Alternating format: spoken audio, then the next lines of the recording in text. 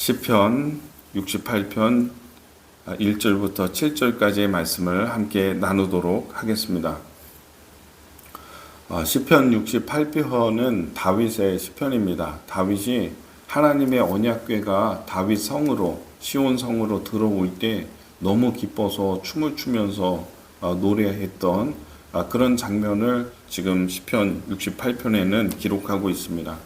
다윗이 하나님의 법궤가 언약궤가 들어오니까 너무 좋아서 기뻐서 춤을 추죠.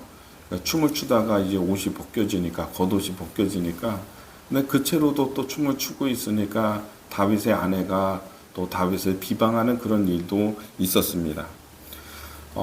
다윗은 그래서 이 시편 68편이 시편 전체 중에서 가장 신이 나고 활력이 있는 시편이다 이렇게 평가를 하고 있습니다.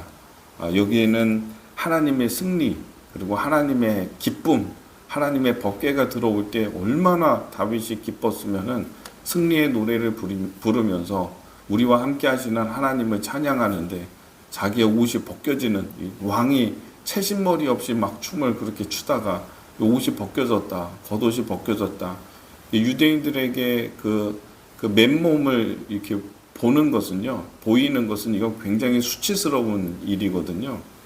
그러니까 그 아내가 비방하게 되죠. 얼마나 기뻤으면 그랬을까? 우리는 그것을 주목해서 봐야 하는 것이죠. 그래서 이 시편 68편에는 승리와 역전, 하나님의 일하심으로 인하여서 승리하게 되는 기쁨, 이런 기쁨이 가득 담겨져 있는 것이 이제 시편 68편입니다. 어려움 당하고 할 때에는 좀 이렇게 처진다. 이럴 때에는 시편 68편을 묵상하는 게 큰 도움이 됩니다. 기운이 생기고요. 하나님을 노래할 수 있는 힘이 생기고 그렇게 되는 것 같아요.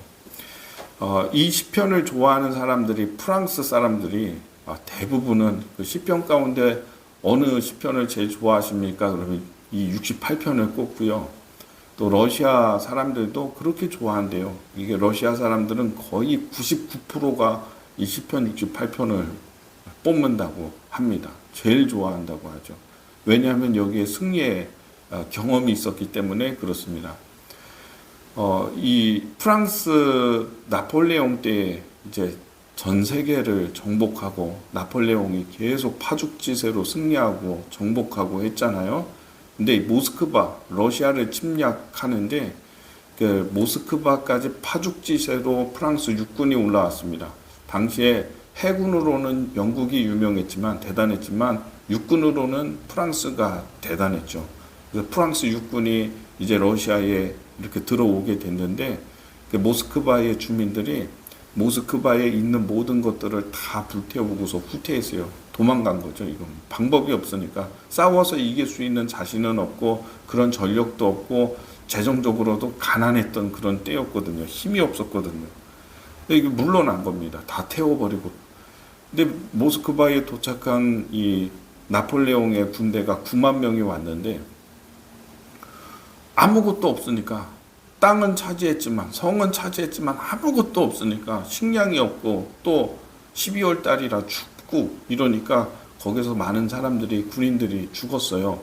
보급로가 끊어지고 먹을 게 없으니까 후퇴해야 된다. 이거 돌아가야 된다 해서 돌아가게 되죠. 후퇴하는 길도 너무 험난하고 그리고 거기 무슨 강이 이렇게 있었는데 그 겨울철에 강을 건너다가 많은 사람 죽고 뭐 3천 명인가 몇 명 다시 돌아오게 되죠. 그러니까 이 모스크바의 주민들의 입장에서는 보면은 대적들이 전 세계에 가장 막강한 대적들이 쳐들어와서 우리는 절망이었는데 왔다가 그냥 돌아갔거든요. 스스로 다 흩어지고 깨지고 박살나고 해가지고 돌아가 버렸어요.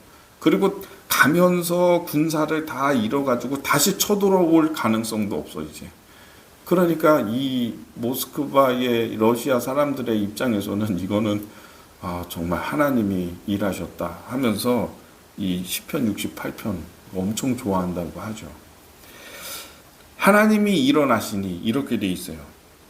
1절에 하나님이 일어나시니 원수들은 흩어지며 나의 대적들이 나를 힘들게 하는 사람들이 다 흩어져 버렸다. 사라져 버렸다. 이런 거죠.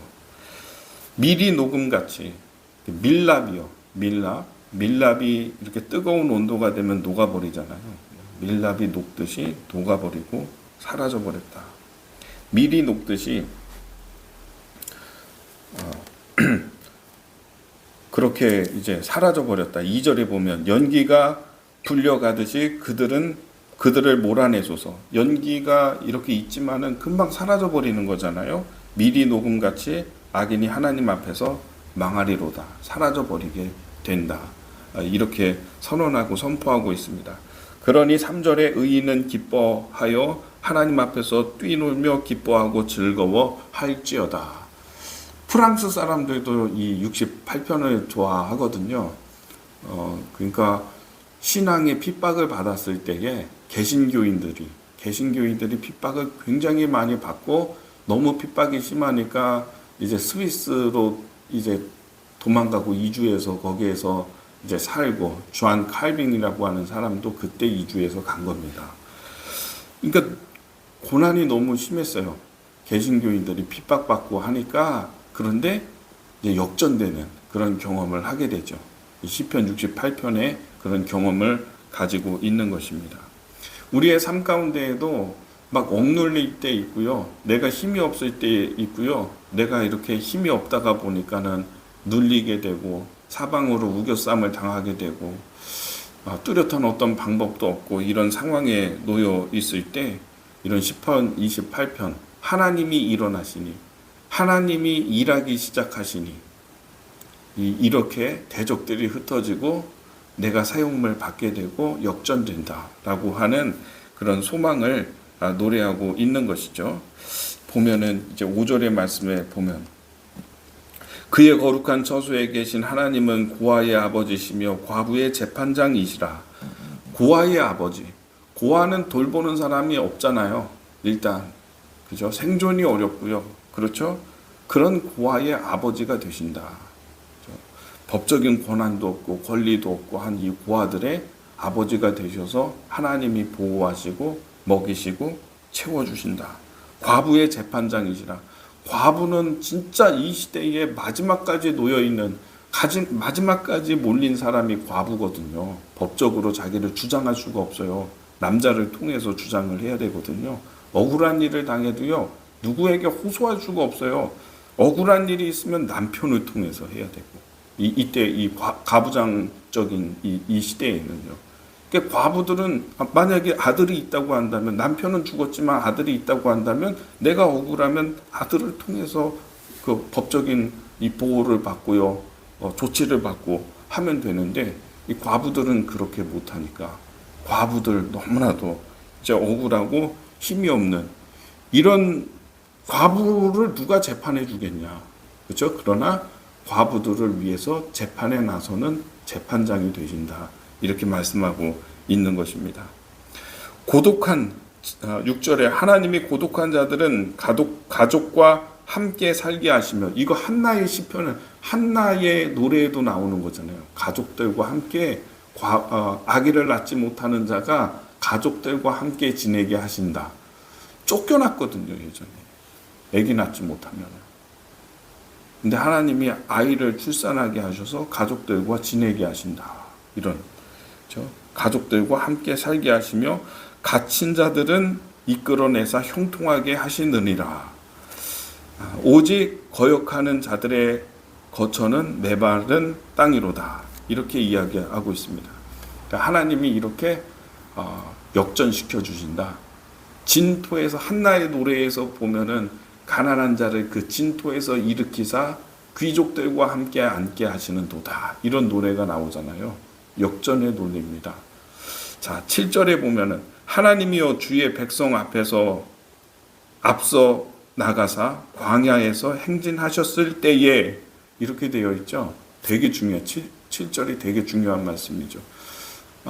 지금 이 법궤와 연관이 있다고 했잖아요. 다윗성에 법궤가 들어올 때 다윗이 노래한 노래다라고 하는데 이 법궤라고 하는 것이 광야에서 만들어져서 광야에 행진할 때에 이 행진할 때에는요. 법궤가 사흘 길을 먼저 가요. 그리고 백성이 뒤따라가요. 그러니까 먼저 법궤는 먼저 가는 거예요. 그러고 난 다음에 백성들은 그 법궤를 따라가는 거예요. 사흘길을, 거리를 두고. 이건 어떤 걸 얘기하냐면 우리의 길을 인도해 주신다는 거예요. 하나님의 말씀이, 하나님이 백낙준 그 박사님 이야기하다가 이렇게 끊겼는데, 이 백낙준 박사님도 그런 체험이 있었던 거죠. 아버지가 무당이었는데, 이 무당이었던 집안 다 기울어지고 망할 수밖에 없는 이런 집안이었는데, 예수님을 믿게 돼서 선교사님 전해주신 그런 말씀을 듣고서 그 백낙준 박사님 아버지가 그 복음을 받아들이게 되고, 그래서 결국은 이 소년 백낙준을 선교사가 미국으로 보내서 공부를 시키고, 최연소 속도 굉장히 빠르게 박사학위 받고 돌아와서 연세대 총장이 됐죠. 근데 그 무당이셨던 아버지가 그런 말씀을 하셨대요. 우리 집은 자수성가된 집안이 아니라, 자수성가가 아니라 우리는 신수성가다. 그래서 한국 기독교의 굉장히 유명한 말이죠. 신수성가. 여기서 나온 이야기예요. 하나님으로 말미암아 집안이 살았다는 얘기예요. 일어났다는 이야기죠. 오늘 이 시편 68편하고 굉장히 좀 잘 맞는 이야기 같습니다. 여러분, 하나님이 우리와 함께 하시니, 그리고 그분이 앞서서 가시니, 그리고 그분이 우리와 동행하고 계시니까 우리가 대적이 흩어지고 하나님이 일하시고 승리하게 되고 역전하게 되는 이런 시편 68편을 오늘 묵상하면서 하나님 내 삶 가운데에도 이렇게 역사해 주옵소서, 역전의 은혜를 허락해 주옵소서, 일어나시옵소서, 일어나십시오, 이렇게 간구할 수 있는 기도의 시간이 되기를 바랍니다. 기도하겠습니다.